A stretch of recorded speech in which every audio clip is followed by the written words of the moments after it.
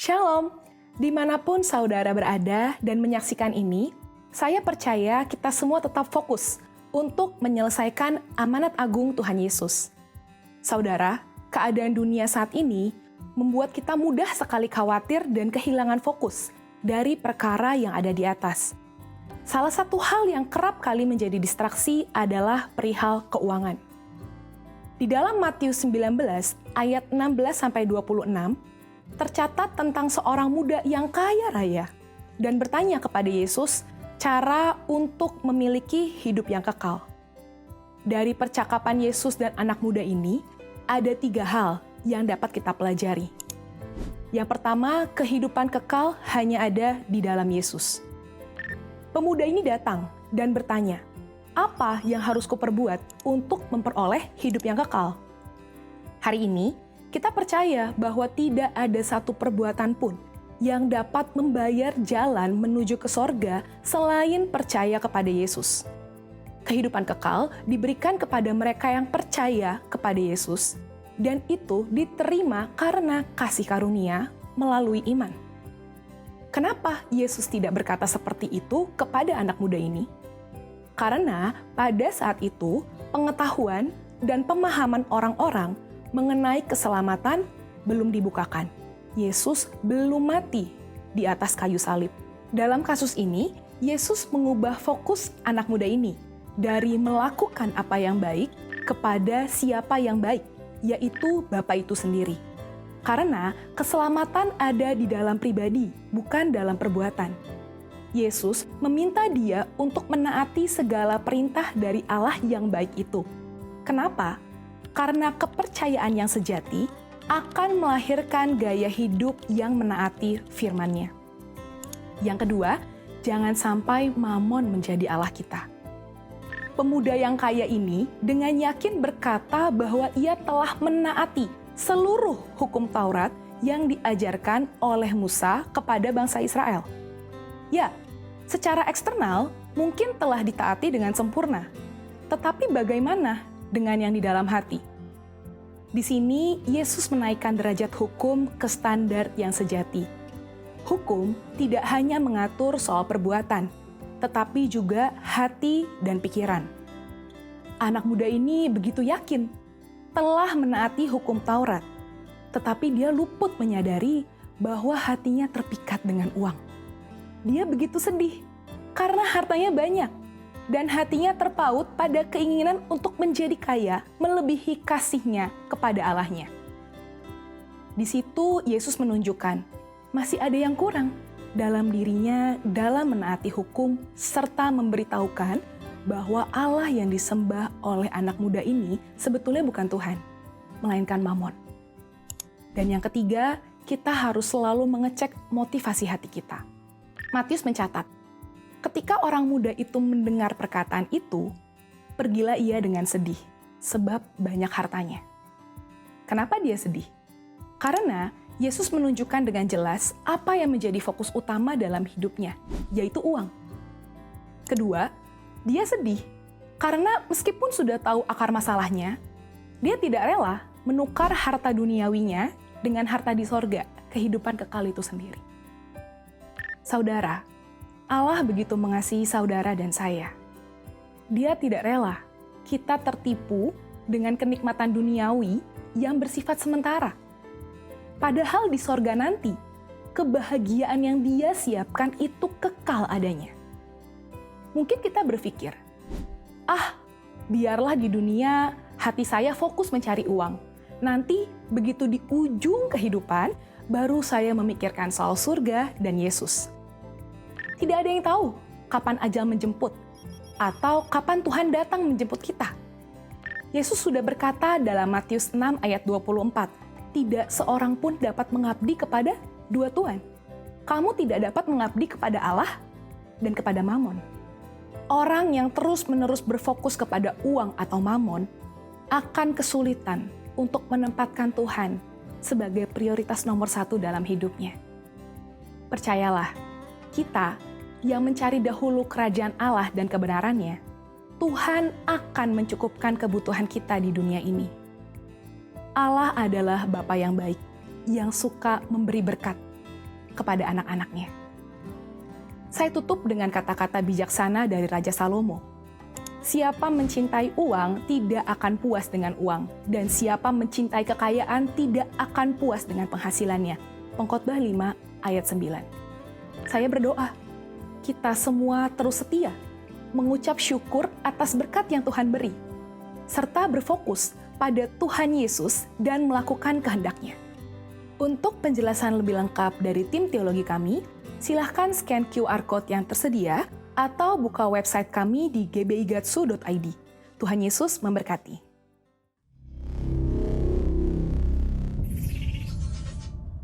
Shalom, puji nama Tuhan. Saya yakin dan percaya Bapak Ibu yang hadir di tempat ini adalah Bapak Ibu yang rindu tidak hanya untuk mendengarkan firman Tuhan, tetapi memuji dan memuliakan nama Tuhan. Amin, berikan kemuliaan buat Tuhan kita.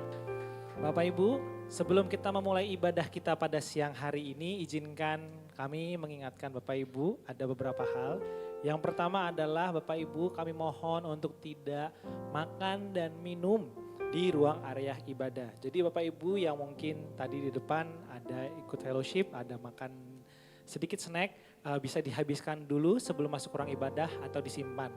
Lalu yang kedua adalah kami mengingatkan kembali kepada Bapak Ibu untuk men-switch ke mode getar atau dimatikan atau juga silent mode atau airplane mode juga, telepon genggam Bapak Ibu sekalian agar tidak mengganggu jalannya ibadah kita pada siang hari ini. Baik Bapak Ibu, kami mengundang Bapak Ibu untuk hadir di ibadah kita pada siang hari ini di GBI Outbox Plaza Indonesia. Dan siang hari ini mari bersama-sama kita bangkit berdiri, kita akan mengikrarkan Pentakosta ketiga dan juga Mazmur 91. Pentakosta ketiga. Pentakosta ketiga adalah pencurahan Roh Kudus yang dahsyat di zaman ini, melebihi yang terjadi di Azusa Street. Pentakosta ketiga akan mengakibatkan penuaian jiwa yang terbesar dan yang terakhir sebelum Tuhan Yesus datang kembali. Pentakosta ketiga akan membangkitkan generasi Yeremia, yaitu anak-anak muda yang dipenuhi Roh Kudus, cinta mati-matian kepada Tuhan Yesus, tidak kompromi terhadap dosa, dan akan bergerak untuk memenangkan jiwa. Pentakosta ketiga lahir di Indonesia dan bergerak ke bangsa-bangsa. Gerakan ini dari timur ke barat dan akan kembali ke Yerusalem. Pentakosta ketiga akan memberikan kuasa untuk menyelesaikan amanat agung. Dan setelah itu Tuhan Yesus datang kembali. Berikan kemuliaan buat Tuhan. Mari bersama-sama kita juga mengucapkan Mazmur 91. Mazmur 91. Orang yang duduk dalam lindungan yang maha tinggi dan bermalam dalam naungan yang maha kuasa akan berkata kepada Tuhan, tempat perlindunganku dan kubu pertahananku, Allahku yang kupercayai.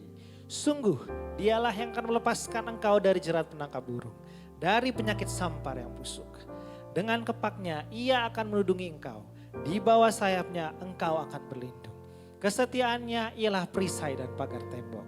Engkau tak usah takut terhadap kedahsyatan malam, terhadap panah yang terbang di waktu siang, terhadap penyakit sampar yang berjalan di dalam gelap, terhadap penyakit menular yang mengamuk di waktu petang. Walau 1000 orang rebah di sisimu dan 10.000 di sebelah kananmu, tetapi itu tidak akan menimpamu. Engkau hanya menontonnya dengan matamu sendiri dan melihat pembalasan terhadap orang-orang fasik.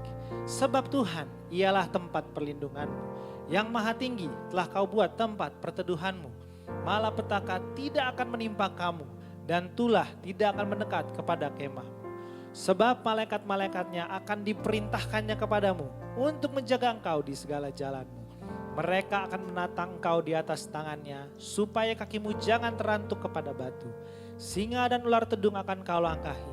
Engkau akan menginjak anak singa dan ular naga. Sungguh hatinya melekat kepadaku, maka aku akan meluputkannya. Aku akan membentenginya sebab ia mengenal namaku. Dan bila ia berseru kepadaku, aku akan menjawab. Aku akan menyertai dia dalam kesesakan. Aku akan meluputkannya dan memuliakannya. Dengan panjang umur akan kukenyangkan dia. Dan akan kuperlihatkan kepadanya keselamatan daripadaku. Haleluya. Berikan kemuliaan buat Tuhan kita. Bapak Ibu, saya undang untuk menundukkan kepala kita. Mari bersama-sama kita berdoa. Tuhan Allah Bapa kami yang berada dalam kerajaan surga. Terima kasih ya Tuhan atas berkat-Mu yang Kau curahkan kepada kami ya Bapa. ampuni akan kesalahan kami seperti kami mengampuni orang yang bersalah kepada kami ya Bapa. Ya Tuhan Yesus, saat ini kami hendak memulai ibadah kami pada siang hari ini ya Tuhan. Tuhan kiranya Engkau menyertai kami, menutup bungkus kami ya Tuhan. Kalau sekiranya ya Tuhan, ada roh-roh yang mencoba mengganggu jalannya ibadah pada siang hari ini, kami perintahkan di dalam nama Tuhan Yesus pergi meninggalkan tempat ini. Kirimkan malaikat-Mu ya Tuhan. Bala tentara sorga menaungi kami semua ya Bapa di tempat ini. Agar kami boleh fokus untuk memuji dan memuliakan nama-Mu saja ya Bapa. Agar kami boleh fokus mendengarkan isi hati-Mu ya Bapa. Terima kasih ya Tuhan Yesus. Terima kasih ya Bapa. Kami serahkan ibadah ini dari awal, pertengahan hingga akhir. Kami juga berdoa untuk keluarga kami ataupun rekan-rekan kami yang juga masih dalam perjalanan ingin ikut ibadah di tempat ini. Kau boleh lancarkan jalan mereka, percepat langkah mereka agar bisa hadir di tempat ini untuk bersama-sama dengan kami memuji dan memuliakan nama-Mu saja ya Bapak dan mendengarkan isi hati-Mu ya Bapak. Terima kasih Tuhan Yesus, terima kasih ya Bapak. Kami serahkan semua dalam tangan pengasihan-Mu, hanya di dalam nama-Mu kami sudah berdoa dan bersyukur. Mari umat Tuhan yang percaya bersama-sama berkata, amin. Puji nama Tuhan. Sekali lagi berikan tepuk tangan yang paling dahsyat bagi Tuhan Yesus. Haleluya, haleluya. Mari sama-sama kita angkat kedua tangan di hadapan Tuhan. Haleluya. Ini setiap kami umat-Mu ya Tuhan Yesus. Siang hari ini kami mau bawa hati kami bawa hidup kami Tuhan Yesus. Kami bawa pujian kami, bahkan penyembahan kami yang terbaik. Biar dari setiap nyanyian kami, dari setiap tangan yang terangkat, hati yang terangkat, kami boleh menyenangkan hati Tuhan. Haleluya, haleluya, haleluya. Haleluya.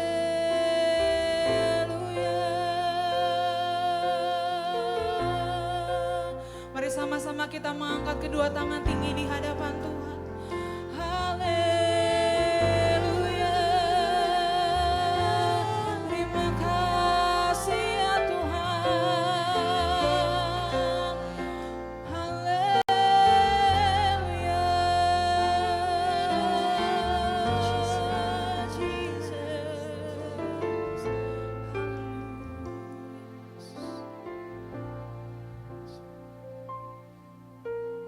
Tuhan, ku mau menyenangkan-Mu. Tuhan, bentuklah hati ini jadi bejana untuk hormat-Mu. Cemerlang bagai emas murni. Tuhan, ku serahkan hatiku, semua ku berikan padamu. Kuduskan hingga tulus selalu, agar aku menyenangkan-Mu. Menyenangkan-Mu, senangkan-Mu, hanya itu kerinduanku. Menyenangkan-Mu, senangkan hati-Mu, hanya itu kerinduanku. Mari berikan tepuk tangan yang terbaik. Silakan duduk dalam hadirat Tuhan. Tuhan, ku menyerahkan hatiku, semua ku berikan padamu. Kuduskan hingga tulus selalu, agar aku menyenangkan-Mu, menyenangkan-Mu, menyenangkan-Mu, senangkan-Mu, hanya itu kerinduanku. Menyenangkan-Mu,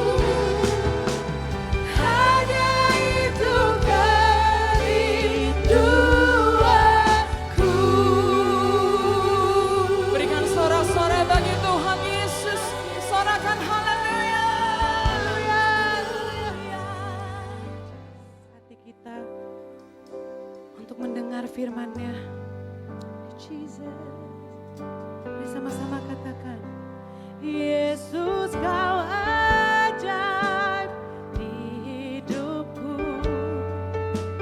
jiwaku selalu akan memujimu.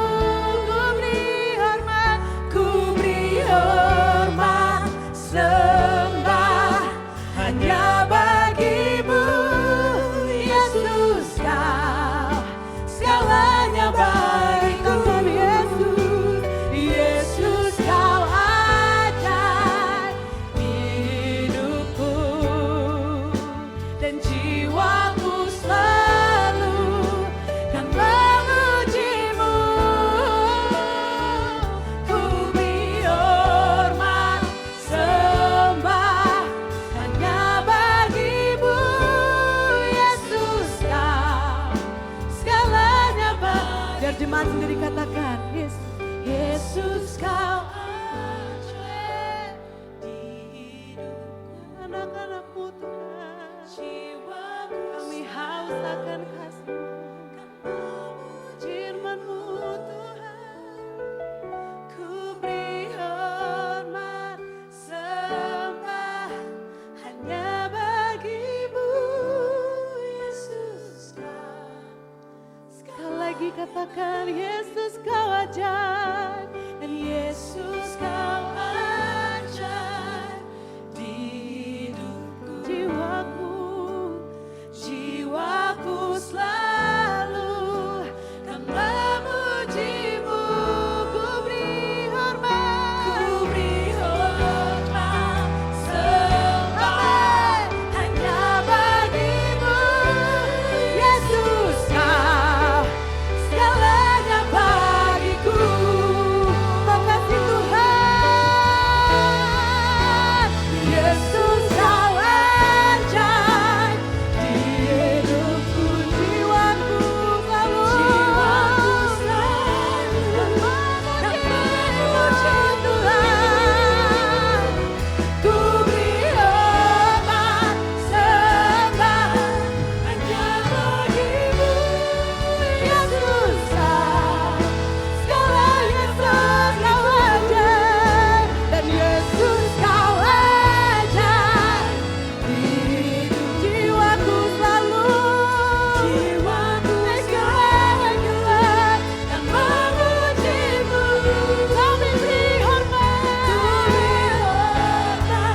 sembah hanya bagimu, Yesus kau segalanya bagiku. Kami beri hormat, ku beri hormat, sembah hanya bagimu, Yesus kau segalanya bagiku.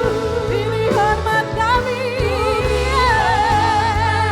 sembah hanya bagimu, Yesus kau segalanya bagiku.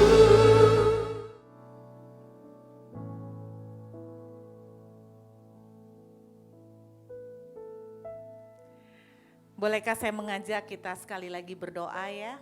Kami bersyukur buat siang hari ini, Tuhan, biar siang ini kami boleh mengalami perjumpaan dengan Tuhan secara pribadi. Di tengah segala aktivitas kami, mungkin lelah, kami berdoa biar kekuatan Tuhan boleh memampukan kami. Berbicara buat kami semua Tuhan, kami siap untuk menerima di dalam nama Tuhan Yesus, haleluya, amin. Shalom Bapak Ibu. Perkenalkan seperti tadi sudah disebut, nama saya Ruth Julia, asli Surabaya, tapi 6 tahun ini sudah menetap di Australia, secara tepatnya di kota Perth. Dan saya baru tahu, saya pikir ibadah kedua itu nanti sore jam 5. Ternyata saya, 1.30. Menurut saya ini jam yang sangat golden hour. Saudara tahu ada ibadah-ibadah yang untuk orang tua katanya golden age. Berarti apa? Kalau ini golden hour berarti jam-jam ngantuknya, ya kan? Nah, sebelum kita sampai ngantuk nih, saya punya salam yang sudah biasa. Colek sebelah kiri, sebelah kanan bilang begini, lu cakep amat siang ini.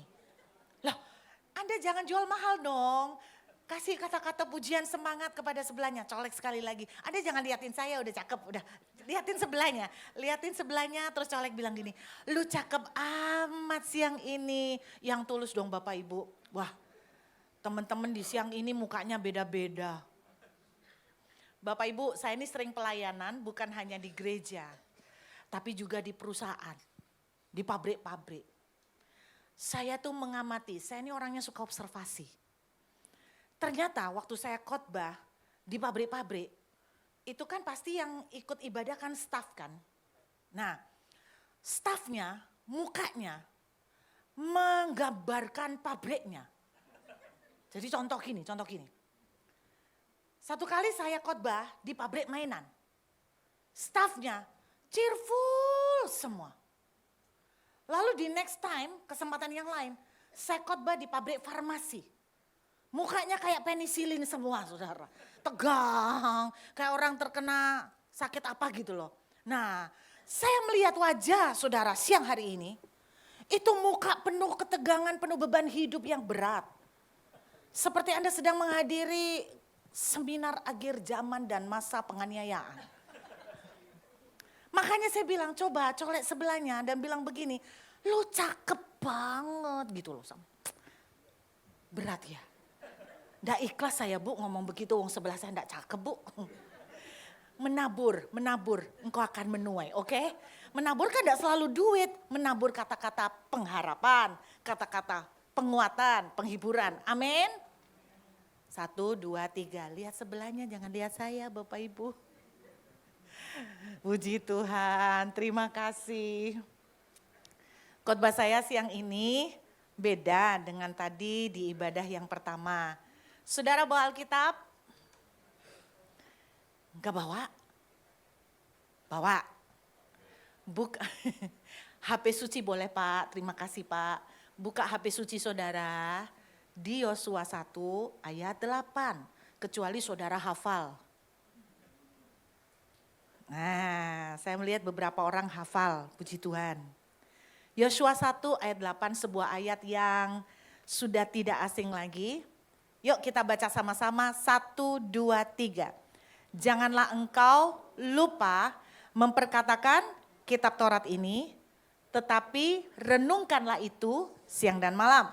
Supaya engkau bertindak hati-hati sesuai dengan segala yang tertulis di dalamnya. Sebab dengan demikian perjalananmu akan berhasil dan engkau akan beruntung. Amin. Sekarang ini semua di mana-mana saya pelayanan lagi rame membahas uang dolar naik. Rate dolar kursnya tambah naik. Tiap hari kita pantau naik turun ya kan. Nah siang ini saya tuh ingin berbagi kepada saudara tentang currency of heaven. Wah, tapi saya nggak mau bahas duit nggak. Currency of heaven. Saudara dalam Yosua pasal 1 ayat 8 kita pasti sudah sering baca ayat ini ya. Siapa yang sudah sering baca ayat ini atau sering dengar khotbah? Nah, Yosua masih muda. Boleh termasuk muda lah ya. Kalau zaman dulu termasuk muda lah. Belum punya pengalaman mimpin jutaan orang Israel masuk ke tanah perjanjian, tanah Kanaan. Kata info yang saya dapatkan, ibadah jam 1.30 ini banyak yang muda. Maksudnya tuh bukan umur. Semangatnya. Jadi bisa dance begini.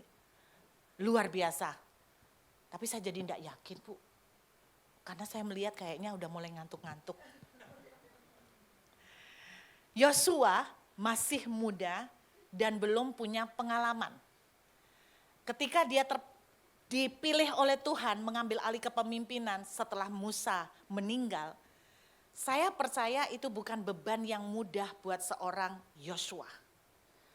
Apalagi dia tahu selama ini bertahun-tahun bagaimana tingkahnya orang Israel, model apa yang bakal dia gembalakan. Kalau saya jadi Yosua, disuruh mimpin gereja, walaupun jemaatnya 2 juta, katakan, tapi modelnya kayak orang Israel zaman itu, saya lebih baik mengundurkan diri. Kenapa? Enggak gampang saudara, tegar tengkuk, bandel, enggak bisa dikasih tahu. Pokoknya semua yang buruk itu udah ada pada mereka. Suka komplain, suka ngomel, suka berontak, suka membicarakan pemimpinnya, kelemahan-kelemahannya. Itu semua ngumpul di jemaatnya Yosua. Sedangkan menghadapi jemaatnya sendiri aja tidak gampang, ditambah lagi Yosua masih harus menghadapi tantangan di depan. Apa tantangan di depan? Dia harus tantangan pertama adalah tembok Yeriko, betul? Bapak Ibu tahu nggak kalau tembok Yeriko itu terbuat dari 2 lapis tembok. Jadi 2 lapis tembok, jadi tembok lapisan pertama dan lapisan kedua ketebalannya sama. Beberapa tafsiran menuliskan sekitar berapa meter gitu loh, gede banget, tebel ketebalannya. Nah di antara 2 tembok ada kayak gang gitu, jadi 2 tembok, 2 lapis. Ini aja sudah merupakan sebuah tantangan yang berat. Buat seorang Yosua bagaimana dia akan menaklukkan tanah Kanaan. Terus dia masih harus menghadapi challenge yaitu menyeberangi sungai Yordan. Belum lagi dia harus menghadapi raksasa. Siapa raksasa? Antara lain penghuni dari sebuah kota yang namanya Hebron. Ditambah lagi orang-orang Kanaan yang juga tidak gampang untuk ditaklukkan. Tapi aneh perintah Tuhan. Nah kita mau belajar. Sekarang semua manusia di dunia, terutama seluruh rakyat Indonesia, lagi struggle menghadapi banyak persoalan. Toko sepi, omset turun, perputaran uang tidak nutut, dan sebagainya. Ada yang punya toko di tempat ini, boleh angkat tangan? Oh tidak ada. Pabrik. Ada yang punya pabrik di tempat ini? Tidak ada. Sekolah. Saudara punya apa? Apapun pekerjaan Bapak Ibu, sekarang saya menyaksikan banyak orang lagi struggle soal ekonomi ya. Nah mungkin seperti inilah yang dihadapin oleh Yosua. Yosua menghadapi tantangan yang tidak gampang. Tapi kita akan belajar apa yang ditunjuk oleh Tuhan, sehingga akhirnya Yosua itu bisa menang. Tahukah Anda bahwa dalam kepemimpinan Yosua tidak pernah tercatat kekalahan. Hanya sekali ketipu dengan orang Gibeon. Itu pun karena Yosua kasihan. Di dalam ceritanya Musa waktu mimpin kalah melulu. Jadi kalau di dalam dunia bisnis nih Bapak, Ibu, dalam dunia bisnis zamannya Yosua yang jadi pemimpin, Yosua yang jadi bos, semuanya berhasil. Semuanya sukses, marketing jalan, omset luar biasa, itu kira-kira. Tapi di zamannya Musa kalah melulu saudara. Jadi hebat ini Yosua. Nah mari kita belajar kunci keberhasilan Yosua.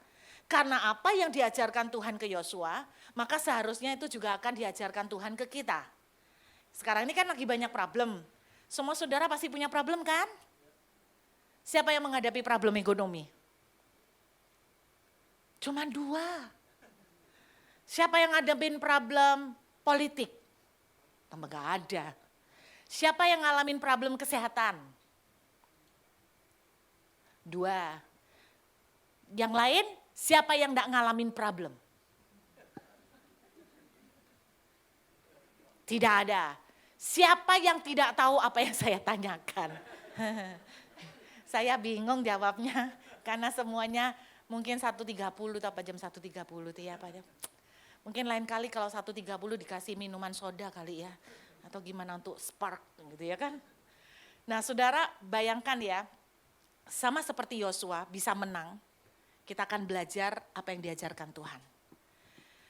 Anda perhatikan Yosua 1 ayat 8, ini kan instruksi Tuhan buat Yosua. Betul enggak? Yosua takut ngadepin musuh di depan. Yosua takut enggak tahu harus bagaimana, makanya 3 kali Tuhan bilang jangan takut. Berarti kalau sampai 3 kali, berarti Yosua memang takut. Sampai diulang-ulang. Kalau cuman sekali berarti nggak terlalu takut. Tapi kalau sampai 3 kali berarti memang Yosua takut. Tetapi setelah Tuhan menghibur, jangan takut, aku menyertai kamu. Ada perintah puncaknya di ayat 8 dari Yosua 1. Bunyinya apa saudara? Janganlah engkau lupa memperkatakan kitab Taurat ini. Anda perhatikan saudara, waktu Yosua akan menghadapi pertempuran ngadepin Yeriko, Sungai Yordan dan musuh besar. Tuhan tidak memberikan perintah fight, betul enggak? Enggak. Tuhan enggak kasih perintah perang, sikat, tembak, serang. Enggak. Anda perhatikan, enggak masuk akal. Tuhan juga tidak menyediakan tentara lebih banyak. Betul enggak? Tuhan juga tidak menyediakan senjata lebih banyak. Perintah Tuhan kelihatannya aneh. Perintahnya apa? Bukan fight. Apa saudara kalau di bahasa Inggris kan? Jadi Yosua takut nih mau perang. Tuhan bilang fight? Enggak. Tuhan bilang meditate. Ini konyol ya. Orang mau perang, perintahnya apa? Meditate. Apa artinya? Merenungkan firman Tuhan. Anda perhatikan. Bukan serbu, bukan serang, bukan sikat, tembak. Tidak. Banyak dari kita ketika kita kena masalah, maka kita fight dulu, serang dulu, ditempurin dulu, panik dulu, baru cari Tuhan. Anda lihat, Tuhan ngajarin sebuah pola terbalik. Ada musuh di depan, Tuhan bukan ngajarin panik dulu, perang dulu, serang dulu. Tuhan ngajarin renungkan firman. Percayalah apa yang diajarkan Tuhan itu pasti manjur. Kalau kita betul-betul ngikutin firman, maka kata Tuhan akan berhasil. Anda tahu sekarang kunci keberhasilan Yosua? Bukan karena tentara yang lebih banyak, bukan karena dikasih senjata sama Tuhan, tapi cuman simple. Karena disuruh merenungkan firman. Kenapa? Kata ayat 8, supaya engkau, apa saudara? Yuk kita baca lagi. Janganlah engkau lupa memperkatakan kitab Taurat ini, tetapi renungkan itu siang dan malam, supaya bertindak hati-hati sesuai dengan apa yang tertulis di dalamnya. Saya enggak suka teori, tapi saya senang kepengen biar ini jadi yang sangat aplikatif, bisa dipraktekkan. Perhatikan Bapak Ibu, kenapa Tuhan tidak langsung menyuruh menyerang, tapi suruh merenungkan firman, supaya engkau bertindak hati-hati. Bahasa saya begini, kalau saudara bilang, aku punya problem keuangan. Kalau saudara berkata, aku punya problem rumah tangga. Kalau saudara bicara, aku punya problem dengan anak-anak. Izinkan saya menyampaikan ini, sebetulnya tidak ada problem rumah tangga. Sebetulnya bukan problem finansial, sebetulnya bukan problem dengan anak-anak. Problem yang ada adalah wisdom problem. Artinya itu begini, kalau Anda dapat wisdom, hikmat dari Tuhan, maka masalah finansial akan teratasi. Kalau Anda punya wisdom, pewahyuan dari Tuhan, hikmat, maka problem dengan suami istrimu akan terselesaikan. Kebanyakan kita doanya gini, Tuhan singkirkan masalah saya. Sebetulnya problemnya kita bukan singkirkan masalah, minta wisdom atau hikmat sama Tuhan, maka masalah akan terselesaikan. Jadi kunci dari kita menghadapi semuanya adalah temukan hikmat. Coba kita buka kitab Amsal Bapak Ibu.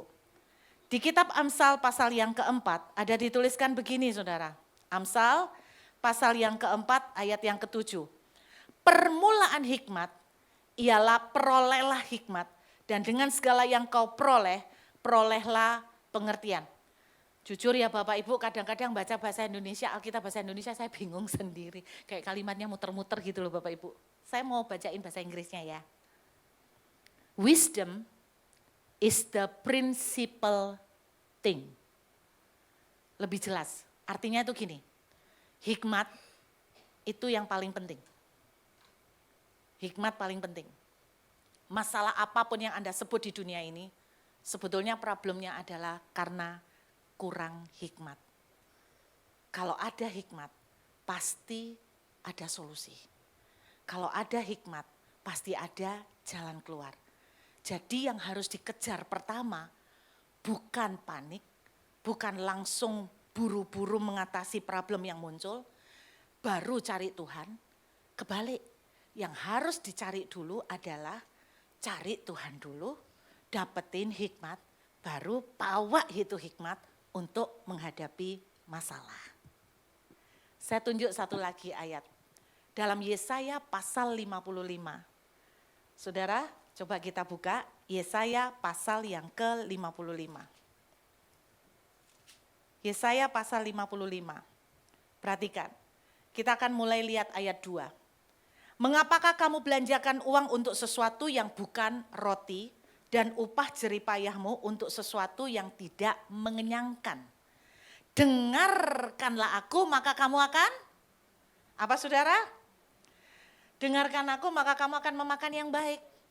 Dan kamu akan menikmati sajian yang paling lezat. Sendengkanlah telingamu dan datanglah kepadaku, dengarkanlah maka kamu akan hidup. Kalau saya balik, kalau kamu tidak dengarkan, kamu akan habis gitu kan ya. Kalau kamu tidak mendengarkan, kamu tidak akan menikmati makanan yang lezat. Ini kan bicara tentang blessing toh. Betul enggak? Jadi kunci blessing, kunci kemenangan adalah cari, dapatkan hikmat, wisdom atau revelation Tuhan. Saya kasih contoh. Buka 2 Raja-Raja. Wah, Bu siang ini pas jam ngantuk saya buka banyak ayat. Tadi pagi lagi seger-segernya saya buka cuma 3 ayat. Ini banyak sekali. Judulnya Kapak Timbul Mengapung. Saya akan bacakan Bapak Ibu ceritanya ya. Pada suatu hari berkatalah rombongan Nabi kepada Elisa, cobalah lihat tempat tinggal kami di dekatmu. Ini adalah terlalu sesak bagi kami. Baiklah kami pergi ke sungai Yordan dan masing-masing mengambil 1 balok supaya kami membuat tempat tinggal untuk kami. Jawab Elisa, pergilah. Lalu berkatalah seseorang, silakan ikut dengan hamba-hambamu ini. Jawabnya, baik aku akan ikut. Maka ikutlah ia dengan mereka. Setelah mereka sampai di sungai Yordan, mereka pun menebang pohon. Ceritanya rombongan Nabi ini mau bangun rumah gitu loh saudara. Mau bikin pastori lah, apapun istilahnya. Ayat 5, dan terjadilah ketika seorang sedang menumbangkan sebatang pohon, jatuhlah mata kapaknya ke dalam air, lalu berteriaklah ia, wahai tuanku itu barang pinjaman, udah pinjem hilang lagi. Udah pinjem hilang, kelihatan sepele ya. Tetapi berkatalah abdi Allah, kemana jatuhnya? Lalu orang itu menunjukkan tempat itu kepadanya. Kemudian Elisa memotong sepotong kayu lalu dilemparkannya ke sana. Maka timbullah mata kapak itu dibuatnya. Lalu katanya, ambillah. Orang itu mengulurkan tangannya dan mengambilnya. Problemnya sepele Bapak Ibu. Barang pinjaman hilang. Mungkin ada di antara saudara problemnya juga ngalamin mirip. Investasi bodong, hilang. Atau saudara minjamkan duit untuk orang lain tapi pakai nama saudara. Akhirnya Anda yang kena masalah. Intinya apapun masalah saudara, Anda lihat solusinya bukan duit. Orang ini jangan sepele karena kapak hilang, itu kan berarti utang tuh Bapak Ibu. Masalahnya dia enggak punya duit buat gantiin. Dia enggak punya duit buat beli kapak. Perhatikan caranya. Elisa minta hikmat dari Tuhan, apa yang harus kami lakukan. Singkatnya, Elisa melemparkan sepotong kayu, lalu kapak itu muncul. Jadi nggak jadi cari pinjaman uang gitu ya kan. Yang menjadi masalah di sini adalah karena Elisa menemukan wisdom dari Tuhan. Itu solusinya. Apapun persoalan Bapak Ibu, hikmat, wisdom, pewahyuan, itu yang paling penting. Saya mau kesaksian Bapak Ibu suka dengar cerita kan? Banyak orang yang tanya sama saya, gimana ceritanya saya kok bisa ke Perth? Nggak pernah terbayang loh dalam otak saya Bapak Ibu, saya bisa ke Perth dan dapat PR lagi dalam 1,5 tahun. Sejak terkunci oleh karena COVID. Nah tapi yang menarik banyak perhatian orang adalah gimana ceritanya Bu Ruth sampai ke Perth. Saya Bapak Ibu secara pribadi bukan orang tidak ada masalah. Tapi ini kunci saya. Saya selalu niru kata-kata seorang hamba Tuhan. Anda pernah dengar enggak namanya hamba Tuhan yang sakti namanya Smith Wigglesworth? Ada yang pernah tahu ceritanya? Wah, keren ya. Doakan orang sakit, sembuh, tapi cara doakannya ekstrim. Yang kayak gini, don't try this at home. Anda tahu cara doakan orang sakit? Mohon maaf ya. Misalnya kena tumor di perut. Perutnya dijotos. In Jesus name, go away. Karena bagi dia penyakit itu dianggap setan. Jadi kalau sama setan nggak boleh baik hati. Nggak boleh diwawancara, kamu siapa? Namamu siapa? Namamu dari mana kamu? Kan gitu, nggak pakai wawancara. Langsung in Jesus name go away. Perut ditonjok. Orang kena kanker payudaranya yang ditonjok. Makanya saya bilang don't try this at home. Serius. Kalau dia mau doakan orang mati, di sini Pak ditonjok. In Jesus name get up gitu kan. Mungkin saking kerasnya orang matinya kaget Bapak Ibu. Jadi rohnya masih sekitar situ terus balik gitu ya. Mungkin bangkit itu orang mati. Ratusan orang mati dia bangkitkan. Suatu hari dia itu ditanya sama orang. Apa sih rahasianya Bapak bisa begitu luar biasa dengan Tuhan? Ini jawaban yang dia bilang yang sampai hari ini masih saya yakinin. Dia bilang begini. Tuhan berbicara, saya mempercayainya, selesai sudah persoalannya. Saya ulangin, Tuhan berbicara, saya mempercayainya, selesai sudah persoalannya. Saya nangkep, Tuhan berbicara, dapatkan wisdom Tuhan, Tuhan menyuruh apa, percayai dan lakukan, selesai sudah problemnya. Yesaya 5:5 kan bilang begitu, dengarkan aku, kamu akan hidup. Saya ingat cerita perwira datang ke Yesus, hambaku sedang sakit. Enggak usah repot-repot ke rumah Tuhan, sepatah kata hambaku sembuh. Jadi sejak itu saya percaya sepatah kata dari Tuhan, hambaku sembuh kayak kata perwira. Saya percaya Tuhan berbicara. Saya percaya selesai sudah persoalannya. Jadi yang perlu kita lakukan bukan panik dulu dan langsung sibuk mengatasi persoalan kita. Kita salah langkah, urutannya keliru. Kita cari Tuhan dulu, baru setelah dapat pewahyuan dia, baru kita action. Bisa nangkap saudara? Nah sama seperti cerita Nabi tadi. Nah ketika orang tanya, kenapa saya ke Perth? Jujur kalau suruh milih, saya milih Sydney. Pak Joni sama Bu Yosi suka Perth, enggak suka Sydney. Karena katanya sudah capek macet di Jakarta, ke Sydney lebih ruwet. Saya dari Surabaya, tapi saya lebih suka Sydney daripada Perth. Karena rame. Saya suka rame. Suami saya suka alam, jadi cocok di Perth. Saya suka mall, jadi kurang cocok di Perth. Karena mall di Perth tutup jam 5. Jadi orang jam 5, suka enggak suka, dipaksa masuk rumah. Saya pernah berusaha menikmati alam. Dia ajak saya ke piknik ke taman. Kamu lihatin loh, apa sih enaknya ke mall. Lihatin, ini loh di Surabaya enggak ada. Taman sebagus ini, ada angsa berenang, burung-burung.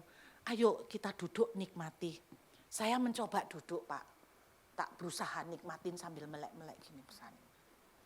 Enggak sampai 5 menit. Sudah yuk kok, bosen aku. Itu saya, dia suka. Kok bisa sih kamu bisa menikmati banyak ciptaan Tuhan. Surabaya enggak punya, paling cuma Taman Bungkul katanya gitu. Enggak ada di Surabaya. Kurang apa sih? Apa enaknya di mall? Oh banyak. Banyak apanya, ini kan ada burung, suara angin, sejuk. Di mall juga sejuk kok ada AC-nya. Saya bilang gitu. Apa yang dinikmati? Ini ada bunga, ada suara burung. Di mall juga banyak suara lagu-lagu kan. Banyak yang dilihat kok. Apa yang dilihat? Dia talasa itu banyak. Saya sering doa keliling. Mulu. Saya sering doa keliling di mall Bapak Ibu. Doa keliling. Bagi saya itu asik. Bagi dia lebih asik di alam. Kalau saya suruh milih, saya enggak mau milih Perth. Terus kenapa milih Perth? Singkat cerita, Tuhan bicara lewat beberapa orang. Pertama lewat mimpi. Tapi enggak ditunjuk kata Perth. Cuman mimpi bawa anakmu sekolah keluar. Lah Tuhan itu kalau kasih petunjuk seringkali sepatah-sepatah Bapak Ibu. Keluar mana? Keluar kan banyak. Lah masa saya kayak Abraham suruh nyobain satu-satu. Keluar kemana? Jadi 5 tahun setelah dapat mimpi, ya aku diam aja. Sampai akhirnya tiba-tiba di sebuah pesta, saya diperkenalkan dengan seorang hamba Tuhan. Tiba-tiba hamba Tuhan ini berdoa buat saya. Saya melihat sebuah peta. Wah, ini keluar undiannya pikirnya. Saya melihat sebuah peta dan saya enggak tahu kenapa kok kamu sering keluar masuk Indonesia dan ke peta ini. Saya tunggu-tunggu, peta manakah ini? Peta ini adalah Australia, itu awal mulanya. Jadi lama-lama mengerucut. Akhirnya saya melangkah ke Australia. Kemana Bu? Sydney, Melbourne, Gold Coast, Perth terakhir. Karena Perth itu kata orang sepi kan, jadi Perth itu buat saya tempat jin buang anak. Jadi saya enggak mau ke Perth, cuman Melbourne, Sydney, Gold Coast, Brisbane ya yang itu yang lumayan pokok-pokok lah. Terus habis itu ada sebuah keanehan, waktu itu lebaran, tiba-tiba teman saya bilang begini, enggak mau ke Perth ah?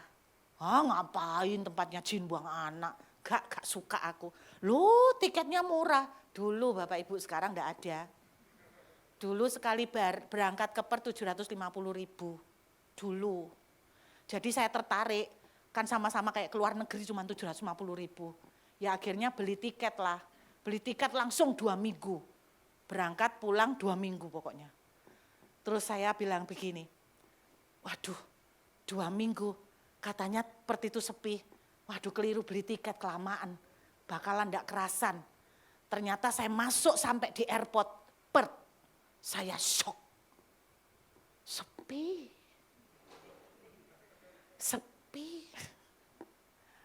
Tapi intinya saya tuh cuman berdoa gini, Tuhan kalau memang Tuhan nyuruh saya bawa anak-anak sekolah keluar, beri saya hikmat kemana, itu ceritanya. Jadi minta petunjuk Tuhan, sampai akhirnya petunjuknya berupa apa?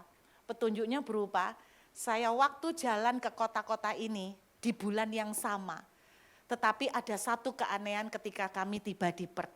Ketika kami ada di Perth di bulan yang sama, di musim yang sama, setiap hari di Perth itu ada rainbow 2, pelangi double di langit tiap hari.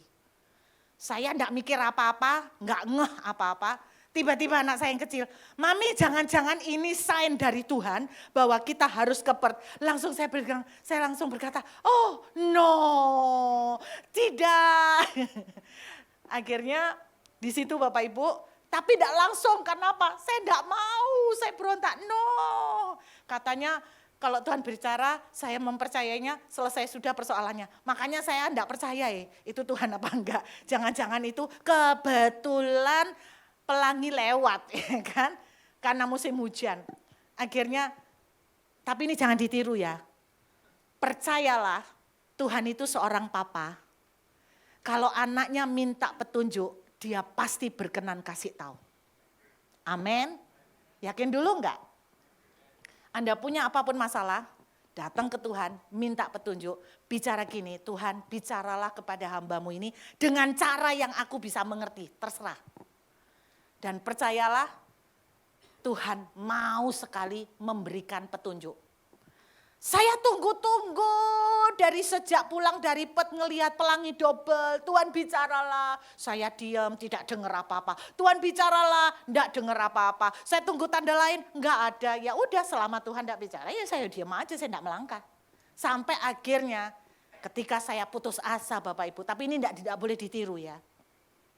Saya gini, Tuhan bicaralah lewat firman-Mu. Tuntun tanganku, siapa yang pernah gitu? Tuntun tanganku supaya melalui halaman yang aku buka engkau bicara. Boleh enggak Ruth minta? Ya aku tahu enggak ada kata Perth di Alkitab, enggak ada.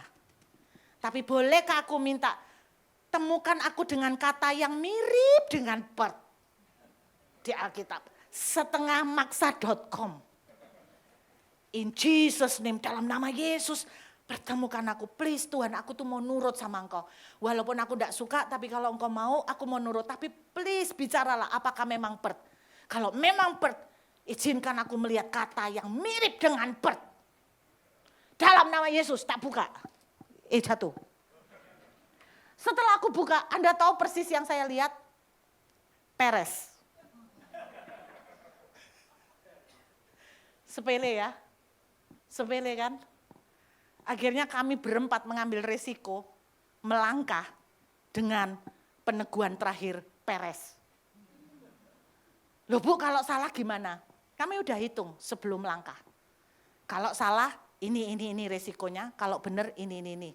Jadi waktu kami perhitungkan, kami masih berkata begini, oke, resikonya masih bisa dihadepin. Itu cara jalan sama Tuhan. Percayalah, hasilnya asik. Luar biasa. Saya tahu kadang-kadang kita enggak bisa copy paste cara. Karena pernah ada teman saya, dia doa, dia mau buka toko, mau buka bisnis. Banyak yang tanya sama saya, Bu enaknya bisnis apa? Saya bilang tanyalah Tuhan. Dia berdoa, dia niru cara saya, dia dengar khotbah saya, dia tiru cara saya. Tuhan bicaralah kepada hambamu. Bicaralah Tuhan, gerakkan jari hambamu ini menemukan firman-Mu. Bisnis apa yang kau mau lalu dia buka di dalam nama Yesus. Dia persis buka di kitab Wahyu Bapak Ibu. Belilah kepadaku kain putih. Lalu dia jual kain. Kayak Pak Joni. Bisnis kain. Sukses. Buka toko kain di Pasar Atom. Sukses. Temennya niru. Oh gitu ya caranya ya. Iya, kamu jangan niru aku, kamu tanya Tuhan, bisnis apa? Nah dia bingung, tanya Tuhan gimana? Akhirnya di dalam nama Yesus, Tuhan bicaralah kepada hambamu, aku juga mau bisnis. Tapi aku enggak mau bisnis yang Tuhan enggak berkenan. Berbicaralah Tuhan di dalam nama Yesus, tuntun jari hambamu dalam nama Yesus. Terkutuklah hai keturunan ular beludak. Bingung saudara, ini bisnis apa? Masa jualan binatang? Enggak selalu. Cara seperti itu bisa dipraktekkan. Tapi percayalah satu hal, kalau engkau berjalan dengan wisdom dari Tuhan, hasilnya akan luar biasa. Saya enggak tahu masalah apapun yang Bapak Ibu hadapin, tapi cari wisdom. Datang ke Tuhan, tunggu waktunya. Bu, keburu tawarannya lewat. Percayalah, berkat dari Tuhan tidak akan kemana-mana. Amin. Anak saya 2, yang kedua umurnya 22 tahun. Dia punya satu mimpi Bapak Ibu, mimpinya pengen jadi penyanyi. Dan impian itu sepertinya hampir terwujud. Ketika tahun 2023, sebuah record label internasional menghubungin dia. Pokoknya singkat cerita dia disuruh audisi dan sebagainya. Dia diterima dan dia dikasih kontrak 5 tahun dipersiapkan di Korea dan di LA untuk dipersiapkan menjadi artis internasional. Surat kontrak sudah diberikan ke tangan kami dan mereka bilang tolong cari lawyer untuk entertainment. Saya bilang, nak, sebelum lebih jauh untuk tanda tangan, mintalah pimpinan Tuhan. Karena Tuhan yang paling tahu nanti ini bakal gimana. Mami, aku enggak bisa dengar suara Tuhan. Bilang gini, Tuhan bicaralah dengan cara yang Janice bisa tangkap. Doa. Bapak Ibu percaya Tuhan bicara lewat apa? TikTok. Loh beneran. Ayo sekarang saya tanya, siapa yang belakangan sering pas buka Instagram, buka TikTok, tiba-tiba keluar ayat yang aduh kena. Ayo angkat tangan, siapa yang ngalamin? Banyak. Memang saya curiga belakangan Tuhan banyak bicara lewat TikTok, Instagram, Facebook, medsos. Anda tahu kenapa? Karena anak-anaknya enggak pernah buka Alkitab. Anak-anaknya lebih suka buka medsos daripada buka Alkitab. Makanya Tuhan kepengen bicara sama anak-anaknya. Sehingga Tuhan juga update. Loh iya, dia bicara lewat TikTok medsos ya kan. Anak saya keluar TikTok. Orang bule bilang begini cewek. Aku dapat pesan Tuhan aneh. TikTok itu cuma isinya itu. Aku ini dapat pesan Tuhan aneh. Untuk seseorang yang di luar sana jauh, aku enggak tahu kamu di mana. Kamu baru saja mendapatkan surat kontrak untuk kamu tanda tanganin, kamu dapat tawaran yang sangat kamu idam-idamkan bertahun-tahun karena ini cita-cita kamu, mimpi kamu, passion kamu. Tuhan berbicara, jangan tanda tangan. Jangan terima tawaran itu. Anda tahu sebagai remaja reaksinya, Anda jangan bilang begini, jadilah kepadaku sesuai kehendakmu. Enggak. Sama seperti anak-anak muda yang lain, dia juga akan berkata begini, oh kebetulan lewat. Sebetulnya aslinya kan kita nolak, betul enggak? Tuhan, bicaralah lagi, betulkah ini kehendakmu? Gak lama keluar TikTok lagi. Oh ini algoritma. Sekali keluar semuanya mirip-mirip. Kali ini orang bule cowok sama persis. Jangan terima tawaran itu. Saudara akhirnya dia tahu. Dia gak boleh terima tawaran itu. Nangis 1 bulan seperti orang patah hati saudara. Dia tolak. Dan dia ngomong begini, kenapa Tuhan kok enggak ngizinkan aku ambil? Saya cuma bilang, mama enggak tahu, tapi Tuhan tahu yang terbaik. Berjalan dengan waktu 2 tahun, akhirnya orang-orang yang seangkatan dengan dia debut. Enggak bisa dibilang dia enggak jealous ya, dia tetap jealous. Sempat dia menangis lagi. Mami, mereka sudah berkarya, mereka sudah berprestasi. Aku masih di sini enggak ngapa-ngapain. Saya cuma bilang, percayalah kalau Tuhan berbicara, dia tahu yang terbaik. Saudara, singkat cerita, akhirnya dia ngomong baru ini.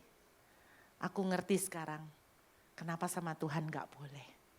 Karena untuk menjagain saya. Sekarang saya melihat hal yang baik yang Tuhan siapkan. Jadi saudara, anak saya kan menyanyi. Akhirnya dia menyanyi membuat sebuah lagu judulnya Tak Mampu.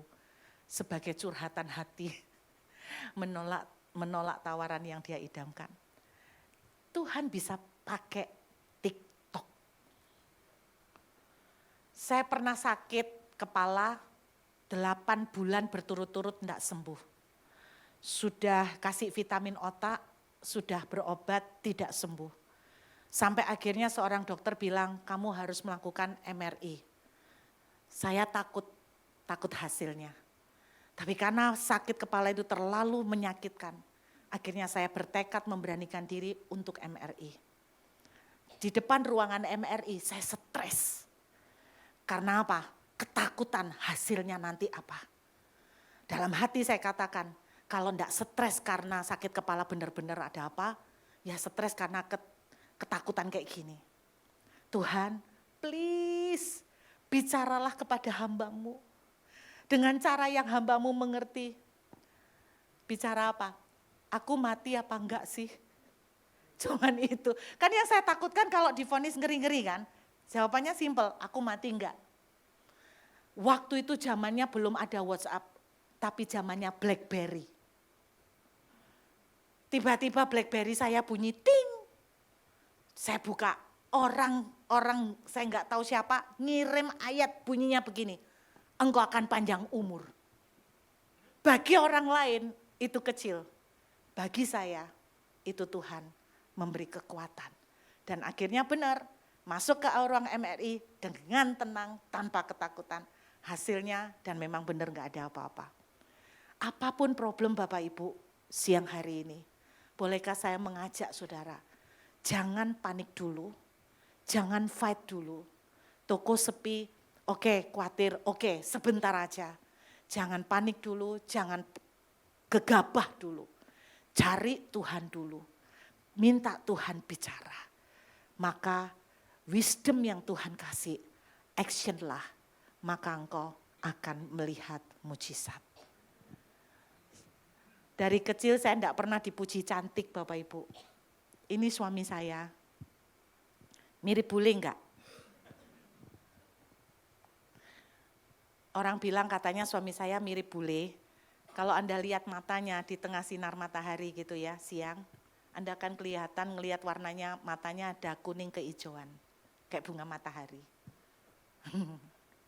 Dulu ceritanya, saya ini enggak laku-laku Bapak Ibu. Sudah promo, sudah sale, sudah diskon. Enggak ada yang PDKT, kasihan deh saya. Saya dulu tuh dijuluki dahi saya nonong, pesek, area mulut agak maju ke depan. Saking mindernya, setiap hari saya itu, sorry ya Bapak Ibu, kepengen hidung mancung. Setiap hari saya ngambil penjepit jemuran. Saya jepit di sini dan saya hitung 50 hitungan, baru saya cabut, ngecap kotak di sini. Terus area mulut, oma saya sendiri juga melakukannya ke saya. Bangun tidur, mulut saya tuh diginiin. Dengan harapan biar atret. Kalau sekarang kan ada behel, Invisalign, dulu enggak ada, biar atret. Jadi saya bayangin ya, terus saya kepingin punya bulu mata panjang. Karena bulu mata saya cekak. Saudara, kata orang kalau bayi kepingin bulu matanya panjang, dipotong ya. Saya potong. Tapi yang saya lupa itu bayi. Ada kadaluarsanya. Saya sudah gede tak potong. Lama enggak tumbuh-tumbuh Bapak Ibu. Saya sampai ketakutan. Waduh gawat celaka enggak tumbuh-tumbuh. Saya kasih minyak, katanya dikasih minyak kemiri bisa panjang. Kasih minyak, bukan tambah panjang tapi lengket semuanya saudara. Saya minder sekali karena orang tua saya sering bilang kamu ini enggak cantik. Mana ada cowok mau sama kamu. Benar, sampai masa remaja enggak ada cowok yang mau pendekatan sama saya. Saya sudah selo, enggak ada yang mau. Akhirnya saya datang sama Tuhan. Tuhan, marilah kita berperkara. Niru-niru bahasa Alkitab. Marilah kita berperkara. Aku merit apa enggak? Gitu aja udah. Daripada aku stres. Merit enggak? Berdoa. Muncul ayat. Tentang Adam dipertemukan dengan Hawa. Oh merit ini. Berarti aku merit. Jadi anak-anak muda yang jomblo-jomblo jangan putus asa. Kalau Tuhan sudah menentukan kau menikah, menikah. Amin. Ada jomblo di sini? Ada jomblo? Mama-mama, kadang kita kan panik ya mama-mama. Jadi anak-anak itu ditawar-tawarkan ya kayak lemper gitu, ditawar-tawarkan kayak bakpo ya. Cik, mau ta? Anakku dicek sono, tak cek sono ya, kenal nopo om anakku gitu kan. Tawar-tawar kayak nawarin kue serabi atau apapun. Saudara, percayalah kalau Tuhan sudah bilang, datang sama Tuhan. Tuhan, aku ini worried loh, sampai umur segini belum ada yang lirik-lirik. Menikah enggak? Kalau Tuhan bilang menikah, pasti menikah. Saya enggak pernah nyangka, Saya dikasih Tuhan suami yang ganteng. Dulu pernah minta, waktu Tuhan bilang menikah, saya langsung minta. Boleh enggak Ruth minta bule? Untuk memperbaiki keturunan. Terus Tuhan bilang, enggak boleh. Soalnya kamu keras. Kalau tak kasih bule, kacau. Kamu tak kasih fotokopiannya aja. Untung fotokopiannya kualitas serok. Jadi enggak kabur. Enggak blur saudara. Tinggal datang sama Tuhan. Hampiri Tuhan, Tuhan bisa bicara lewat apapun, mau lewat stiker, bahkan billboard di jalan bisa Tuhan pakai untuk bicara, bahkan TikTok, medsos, Tuhan bisa pakai untuk bicara. Tetapi apapun problem yang saudara hadapi, problemnya bukan di masalah uang, problemnya bukan di masalah orangnya, problemnya bukan di masalah yang Anda lihat, problemnya adalah Anda butuh hikmat.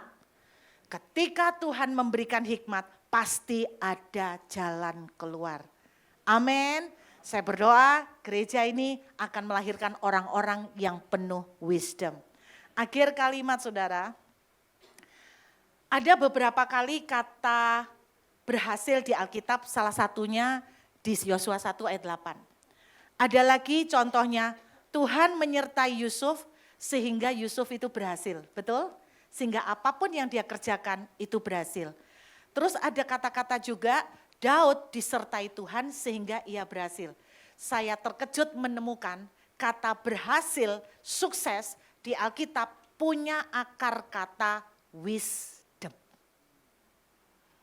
Berarti kalau engkau mau berhasil, pekerjaanmu mau berhasil, apapun yang kau kerjakan mau berhasil, cari, dapatkan wisdom, hikmat dari Tuhan. Amin saudara. Jangan panik, Tuhan berkenan memberikan petunjuk. Mungkin Anda sudah ngambil keputusan yang salah di kemarin-kemarin. Mungkin Anda investasi salah. Mungkin toko sekarang sedang mengalami goncangan. Mungkin pekerjaan di tempat saudara mengalami goncangan. Apapun itu, jangan panik dulu. Jangan fight dulu. Jangan gegabah dulu.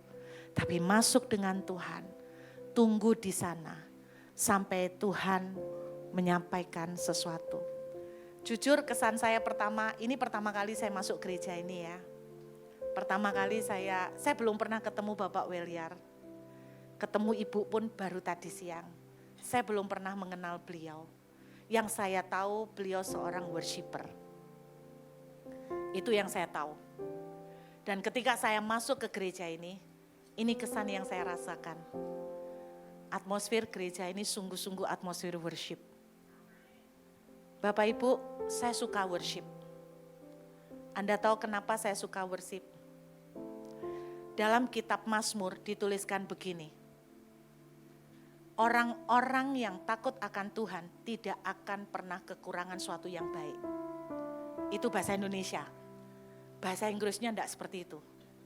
Bahasa Indonesianya gini. Worship God if you want the best. Worship open doors to all His goodness. Penyembahan menjadi pintu membuka semua kebaikan Tuhan. Jadi Anda punya masalah, masuk ke Tuhan, worship. Seringkali wisdom, pintu-pintu hikmat terbuka ketika worship. Bahkan bukan hikmat saja, ketika Anda masuk worship, Anda akan melihat setelah keluar dari ruangan penyembahan, Tuhan bisa mengejutkan Anda dengan apapun yang tidak masuk akal. Ini rahasia saya terkunci di Australia selama 1,5 tahun. No job, dengan turis visa, nggak ada kerjaan karena turis tidak boleh bekerja. Saudara, setiap kali saya takut, setiap kali saya khawatir, saya masuk nyembah. Pernahkah Anda merasakan bahwa ketika susah, sampai untuk menyembah pun tidak bisa? Pernah? Ini yang saya lakukan. Saya suruh YouTube yang nyembah. Saya tinggal nangis. Maksud saya nyetel YouTube. YouTube-nya nyanyi. Saya tinggal gini-gini Bapak Ibu. Sambil nangis. Jangan meremehkan loh. Hati dengan hati. Walaupun sekian detik. Sebuah sentuhan dengan Tuhan. Menyembuhkan seorang wanita pendarahan 12 tahun. Anda masuk ke dalam hadiratnya, rest. Tuhan bisa turunkan hikmat. Bahkan mungkin bukan turunkan hikmat juga. Tuhan langsung turun tangan. Tidak ada yang mustahil. Kadang-kadang di tengah nyembah, saya masih ingat lagu yang sering saya nyanyikan waktu itu, lagu tenang. Lagu itu betul-betul, orang kalau lagi suntuk denger lagu itu tambah nangis ya Bapak Ibu. Terus kemudian pas denger itu nangis gitu. Lagi asik-asiknya nangis. Namanya YouTube-nya bukan premium, langsung keluar Traveloka dulu gitu kan. Jengkelin enggak? Ini sudah keluar air mata enggak jadi loh Bapak Ibu. Kesedot lagi air matanya. Loh Anda bayangin lagi. Traveloka dulu. Ya Tuhan. Tapi apakah itu mengurangi kekusukan kita dengan Tuhan? No. Tuhan yang tahu hati kita. Bicara dengan Tuhan. Tuhan, aku enggak tahu apa yang harus saya lakukan dengan pekerjaan saya. Saya ngadepin jalan buntu. Bicaralah dengan saya, apa yang harus saya lakukan dengan cara yang bisa saya mengerti. Percayalah, dia seneng sekali anaknya mau tanya sama dia. Boleh kita masuk menyembah sebentar. Ini kebaktian terakhir kan? Jadi tidak terkejar dengan kebaktian berikutnya. Saya menikmati worship di tempat ini. Pada waktu masuk ruangan ini, di kebaktian kedua, Tuhan mengingatkan, nak, bagikan tentang ayat itu. Worship God if you want the best. Worship open doors to all His goodness.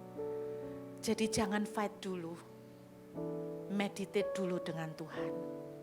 Dan salah satu cara meditate, worship. Kadang-kadang kita tidak bisa bicara apapun karena terlalu penatnya. It's okay. Basah air mata cukup. Amin. Bisa kita nyanyikan pujian ini? Saya soalnya tidak hafal. Karena saya kerjanya menangis terus. Jadi tidak pernah hafal liriknya. Pokoknya nangis saja setiap dengar lagu ini. Biar pujian ini boleh jadi kekuatan kita. Bapa kau mendengar seruan hatiku, tak pernah kau lepaskan dari kasih-Mu. Yuk 5 menit ketemu Tuhan sebentar. Lewat lembah gelap, Kau temani aku. Rohmu bekerja selalu untuk kebaikanku. Mengalir kuasa dari tempat maha tinggi. Bapa kekal mulia, Kau hadir di sini, memulihkan hati, menyembuhkan yang terluka. Ku kan tenang bersama-Mu, Bapa. Mengalir kuasa dari tempat maha tinggi. Thank you Jesus. Bapa kekal mulia, Kau hadir di sini, memulihkan hati, menyembuhkan yang terluka. Ku kan tenang bersama-Mu, Bapa. Boleh kita teduh sebentar. Hari ini problem apapun yang saudara hadapin, jangan takut dan panik dulu. Tapi cari Tuhan dulu. Dengan segala ketakutan, dengan segala keterbatasanmu. Datang berserah sama Dia. Izinkan Dia akan menuntun langkahmu. Lord Jesus, thank you Lord. Saya tidak tahu kenapa di ibadah yang kedua ini, Tuhan kuat sekali bicara. Ada banyak dari saudara akan diizinkan untuk melihat solusi-solusi yang mengejutkan yang bahkan saudara tidak terfikir sebelumnya. Tapi Tuhan akan lakukan pada hidupmu. Thank you Jesus. Terima kasih Tuhan.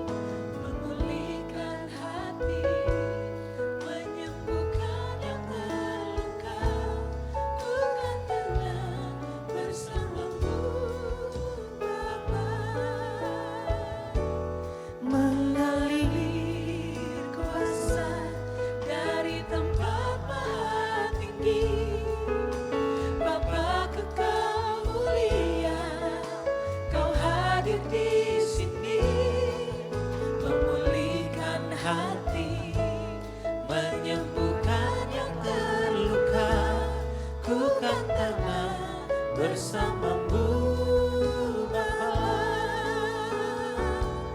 Mengalir kuasa dari tempat maha tinggi, Bapa kekal mulia, Kau hadir di sini, memulihkan hati, menyembuhkan yang terluka, ku kan tenang bersamamu Bapa.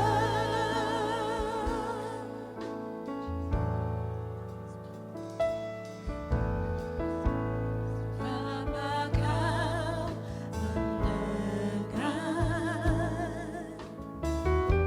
seruan hatiku, tak pernah Kau lepaskan dari kasih-Mu. Lewat lembah gelap, Kau temani aku. Roh-Mu bekerja selalu, Biar siang hari ini kita hampiri Tuhan. kebaikanku. Mari sama-sama katakan, Mengalir kuasa dari tempat maha tinggi, Bapa kekal mulia, Kau hadir di sini, memulihkan hati, menyembuhkan yang terluka, ku kan tenang bersamamu Bapa. Mengalir kuasa dari tempat maha tinggi, Bapa kekal mulia, Kau hadir di sini, memulihkan hati, menyembuhkan yang terluka, ku kan tenang bersamamu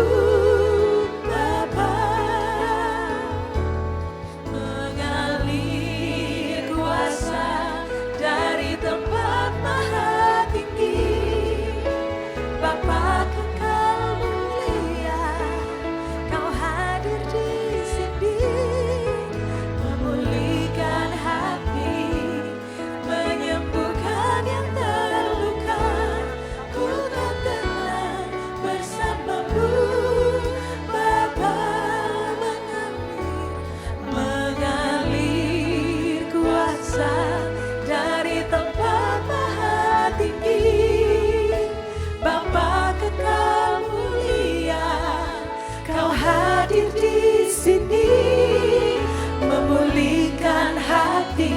Terima kasih Tuhan. Menyembuhkan yang Kami bersyukur buat kebaikan-Mu. bersamamu Bapa. Engkau melihat setiap hati Tuhan. Semua yang sedang di dalam pergumulan. Mungkin kami juga mengalami kekhawatiran dan ketakutan akan hari yang akan datang. Tapi Tuhan ajarin kami semua untuk belajar tenang terlebih dahulu. Mencari hikmat-Mu, mencari pimpinan-Mu. Baru kemudian kami mengambil langkah. Karena kami percaya saat kami mendengar Tuhan, kami akan menikmati sajian yang lezat. Terima kasih Tuhan. Hamba berdoa memberkati Bapak Ibu Gembala di tempat ini.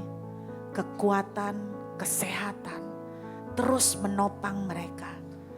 Engkau akan membawa mereka Tuhan menjadi hamba-hamba worshiper. Menjadi orang-orang yang membawa the heart of worship. Kemanapun mereka melangkahkan kaki. Ada banyak orang dan tempat yang akan menerima impact dan ngerasakan di mana mereka berjalan ada Tuhan di sana. Terima kasih Bapa, terima kasih buat segala kebaikan Tuhan. Hamba kembalikan segala hormat, syukur serta pujian hanya buat Tuhan Yesus sampai selama-lamanya di dalam nama Tuhan Yesus. Haleluya, amin. Tuhan memberkati. Mari kita sama-sama untuk ibadah dengan doa. Kami ucap syukur Tuhan untuk firman-Mu Tuhan. Di mana firman-Mu mengajarkan kami Tuhan. Apapun yang kami hadapi Tuhan. Hal yang pertama yang kami harus lakukan adalah mencari Engkau Tuhan. Dengan banyak memuji Engkau Tuhan. Karena disitulah letak Tuhan. Engkau memberikan kami kekuatan Tuhan. Yang kedua Tuhan, kami mau belajar Tuhan. Di saat kami sedang menghadapi masalah Tuhan, kami meminta hikmat daripada Tuhan. Apa yang harus kami kerjakan ke depan ini Tuhan. Supaya kami tidak salah dari kami mengambil keputusan apapun dalam hidup kami Tuhan. Bahkan yang ketiga Tuhan, kami percaya Tuhan. Apapun yang kami hadapi, kami tidak pernah sendirian. Sebab Engkau selalu bersama-sama dengan kami Tuhan. Terima kasih Tuhan, terima kasih untuk firman-Mu Tuhan.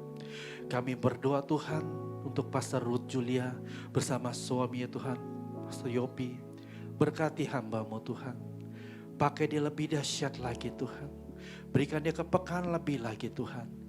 Sehingga dimanapun mereka melayani Tuhan, nama Tuhan ditinggikan dan dipermuliakan.